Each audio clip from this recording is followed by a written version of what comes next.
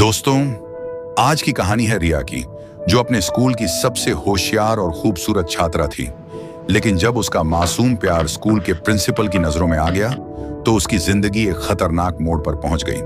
अगर आप हमारी कहानियां पसंद करते हैं, तो अभी लाइक कर दीजिए और चैनल सब्सक्राइब कर लीजिए। रिया क्लास में बैठी थी, तभी आदित्य आकर बोला, रिया, अगर तू चाहे तो मैं तुझे मैथ्स समझा दूं। रिया मुस्कुराई। मुझे पढ़ाई से ज्यादा तेरे साथ वक्त बिताना अच्छा लगता है। दोनों की बातें अब दोस्ती से आगे बढ़ चुकी थीं।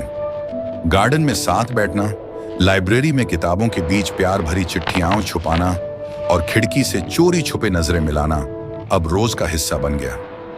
धीरे धीरे उनका प्यार गहरा होता गया। स्कूल के प्रिंसिपल ने कई बार रिया और आदित्य को करीब देखा। एक शाम वो अचानक क्लास में आ गए। रिया और आदित्य बहुत करीब थे।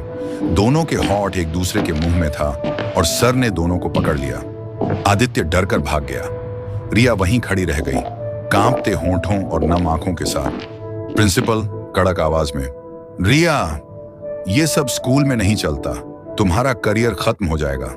रिया रोते हुए, सर प्लीज, आदित्य को मत सजा दीजिए, मैं वादा करती हूं अब गलती नहीं होगी। प्रिंसिपल ने उसे ऊपर से नीचे तक देखा और फिर धीरे से कहा, अगर अपनी इज्जत बचानी है तो आज रात ऑफिस में आना।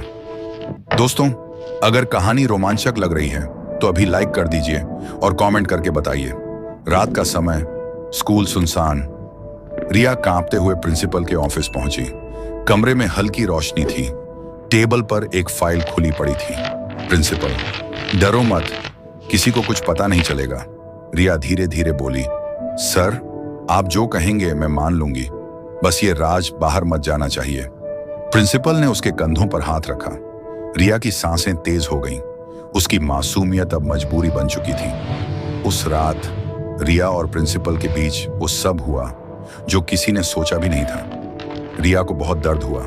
रिया ने आंखें बंद कर ली, आंसू बहते रहे और प्रिंसिपल ने उसका राज हमेशा के लिए अपने पास कैद कर लिया।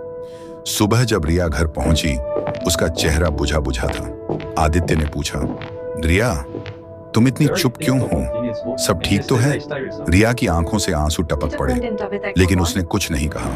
वो चाहती थी आदित्य सब समझ जाए, पर सच कहने की हिम्मत उसमें नहीं थी। दोस्तों, अगर आप भी रिया की जगह होते तो क्या करते?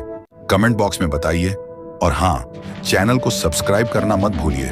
रिया अब प्रिंसिपल के रहम ओकरम पर जी रही थी। क्लास में बैठती, लेकिन उसकी आंखों में हमेशा डर झलकता। आदित्य रोज पूछता, रिया बताओ ना आखिर क्या हुआ, लेकिन रिया हर बार चुप हो जाती। आखिरकार एक दिन रिया ने सब अपनी डायरी में लिख दिया, लेकिन किस्मत का खेल देखिए, वो डायरी स्कूल की लाइब्रेरी में छूट गई। अब सवाल ये है, क्या वो डायरी किसी और के हाथ लगेगी? क्या आदित्य को सच पता चलेगा, या रिया हमेशा प्रिंसिपल के राज की कैदी बनी रहेगी? नेक्स्ट पार्ट देखना है तो कमेंट में बताइए दोस्तों। ये थी आज की कहानी, मासूम प्यार, मजबूरी और खतरनाक खेल का संगम। आपको क्या लगता है, रिया को सच सबके सामने बता देना चाहिए था या चुप रहना उसकी मजबूरी थी? कमेंट में जरूर बताइए। और अगर कहानी पसंद आई तो लाइक, शेयर और सब्सक्राइब करना